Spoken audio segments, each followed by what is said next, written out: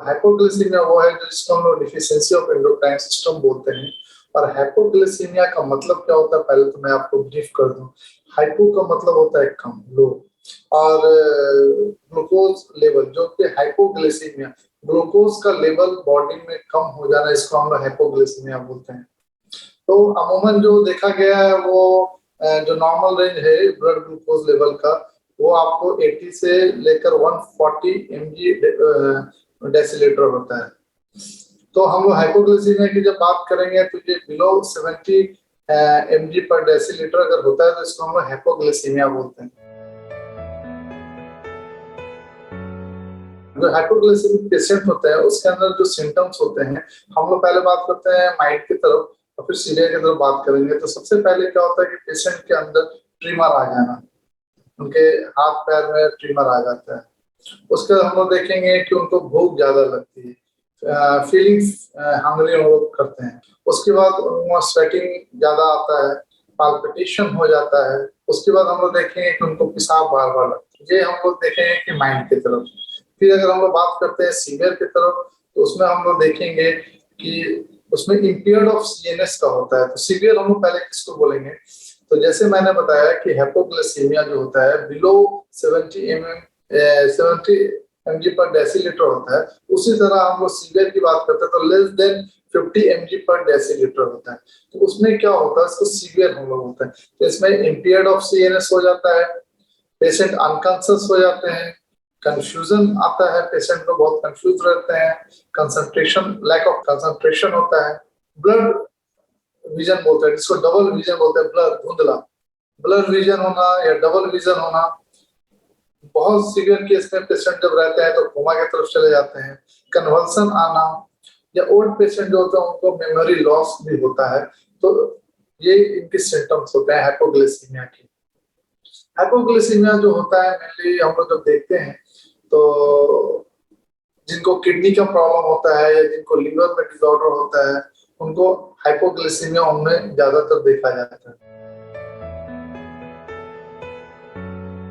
हम लोग कॉजेस की अगर हम लोग बात करते हैं, कम होने की वजह करते हैं, तो मेनली हम लोग देखते हैं कि मील्स पे बहुत ज्यादा इफेक्ट पड़ता है लोगों का।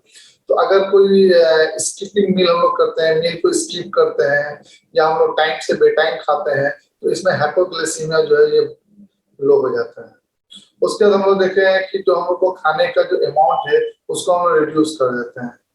तो मील का जो अमाउंट है, जितना हम लोग को अमाउंट होना चाहिए उस अमाउंट से अगर हम लोग कम खा रहे हैं, जो क्वांटिटी है उससे कम खा रहे हैं, तो हाइपोग्लिसीमिया होने का चांसेस बहुत ज्यादा होता है। या बहुत सारे पेशेंट जो आजकल जो न्यू जनरेशन है जिम की तरफ बहुत ज्यादा जा रहे हैं, तो एक्सेसिव एक्सरसाइज जो होता है, एक्सेसिव एक्सरसाइज, एक्सरसाइज करना तो अच्छी बात है, लेकिन जरूरत से ज्यादा एक्सेसिव एक्सरसाइज का मतलब ये हुआ कि जरूरत से ज्यादा जो एक्सरसाइज करता है तो उस कंडीशन में हाइपोग्लिसीमिया होने के चांसेस बढ़ जाता है।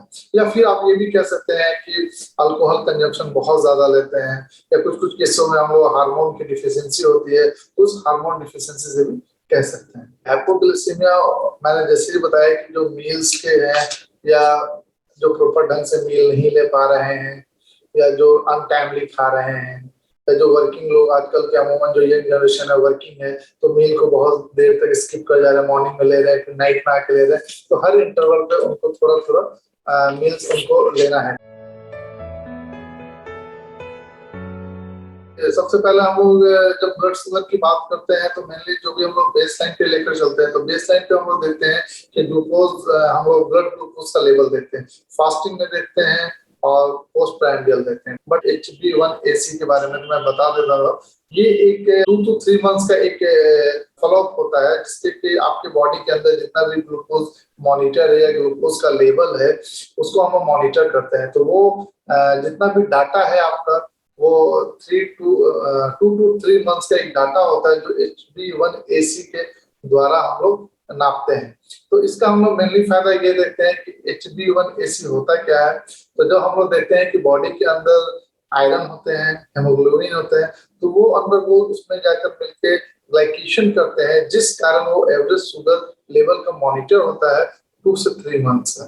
तो और इसमें एक चीज ये देखा गया है कि इम्पोर्टेंस ऑफ HbA1c क्या है। 2 चीजें हैं, एक तो डायग्नोसिस फैक्टर है कि हम लोगों ने डायग्नोसिस किया है कि HbA1c से आपको डायबिटीज है या नहीं है, और दूसरा क्या है कि जो ट्रीटमेंट हम लोग ले रहे हैं वो ट्रीटमेंट को मॉनिटर करने के लिए किसका जो मेडिसिन ले रहे हैं, जो हम लोग ट्रीटमेंट कर रहे हैं उसका रिस्पॉन्स आ रहा है, कितना आ रहा है कितना नहीं आ रहा है। तो just for actually the important of HbA1c is a first of all the diagnosis factor and second one monitoring response of treatment, that's it।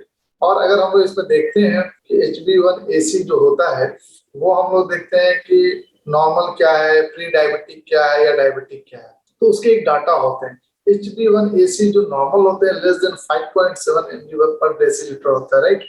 उसके बाद हम लोग जब इससे आगे बढ़ते हैं 5.7 टू 6.4 तो उसको हम लोग प्री डायबिटिक बोलते हैं, जो हम लोग बोलते हैं अमूमन आम भाषा में क्या बाउंड्री पे है। तो डायबिटिक हम लोग कब करेंगे तो मोर देन 6.5 से जब डाटा ऊपर जाता है तो हम लोग डायबिटीज की तरफ जाते हैं। HbA1c को गोल्ड स्टैंडर्ड टेस्ट भी कहा जाता है।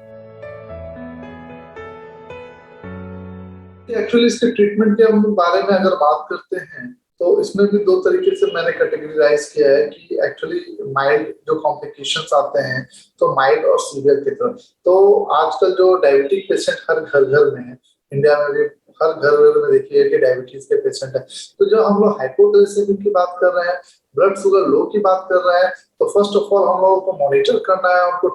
जब भी हम लोग ऐसा फील हो तो हम लोग जो घर में ग्लूकोमीटर रखते हैं उससे हम लोग उसका डाटा लेते हैं कि अभी इनका जो ब्लड शुगर है वो क्या है, ठीक है। जब हम लोग देखते हैं कि लेस देन 70 है तब हम लोग घर में ही इसके इलाज कर सकते हैं। तो उसमें क्या करना है कि 20 टू 30 ml ग्लूकोज इनटेक हम लोग करते हैं। तो यानी कि 20 टू 30 ग्राम की बात कर रहा तो इसके मतलब है 3 टू 4 टीस्पून जो होता है घर में, क्योंकि बहुत लोगों को मालूमात नहीं 30 मिलीग्राम या 40 मिलीग्राम के बारे में। तो जस्ट हम लोग 3 से 4 टीस्पून लेते हैं ग्लूकोन डी। अगर घर में ग्लूकोन डी नहीं है तो चॉकलेट ले सकते हैं हम लोग, ग्लूकोज बिस्किट यूज कर सकते हैं। अगर वो भी नहीं है तो मिल्क ले सकते हैं या कोई भी फ्रूट्स प्रोडक्ट हम लोग खाएंगे। उससे क्या होगा कि जो हाइपोग्लाइसेमिया है वो थोड़ा सा राइज कर जाता है।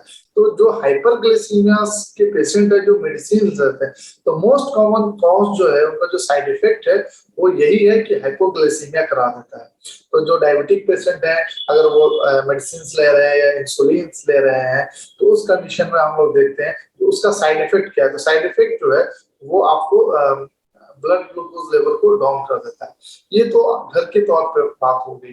अब यहाँ पर हम लोग देखेंगे कि सीवियर कंडीशन जो होता है कि बॉडी के अंदर ग्लूकोज का लेवल लेस देन 50 mg पर डेसीलीटर हो जाता है, तब हम लोग इसको सीवियर मानते हैं। इस कंडीशन में क्या करेंगे कि डॉक्टर से पास जाएंगे या हॉस्पिटलाइज होंगे तो यहाँ पे हम लोग IV ग्लूकोज 1 मिलीग्राम हम लोग लेते हैं, सबक्यूटेनियस लेते हैं या IM लेते हैं या फिर इंजेक्शन वो हम लोग देते हैं। लेकिन ये जो भी आप इंजेक्शन ले रहे हैं वो एक डॉक्टर के देखभाल में लेंगे, एक डॉक्टर के सलाह के साथ ही लेंगे। खाने का जो मात्रा है, जो खाने की क्वांटिटी है उसको हम लोग सडनली रिड्यूस नहीं करेंगे। एक प्रॉपर डाइट लेंगे, प्रॉपर पोर्शन में लेंगे, मील को हम लोग टाइमली लेंगे और उसके बाद हम लोग जो अवॉइड करेंगे एक्सेसिव एक्सरसाइज को। जो हम लोग जिम जाते हैं या आमतौर पर जो हम एक्सरसाइज कर बहुत सीवियर एक्सरसाइज करने की जरूरत नहीं है, इसको हम अवॉइड करें।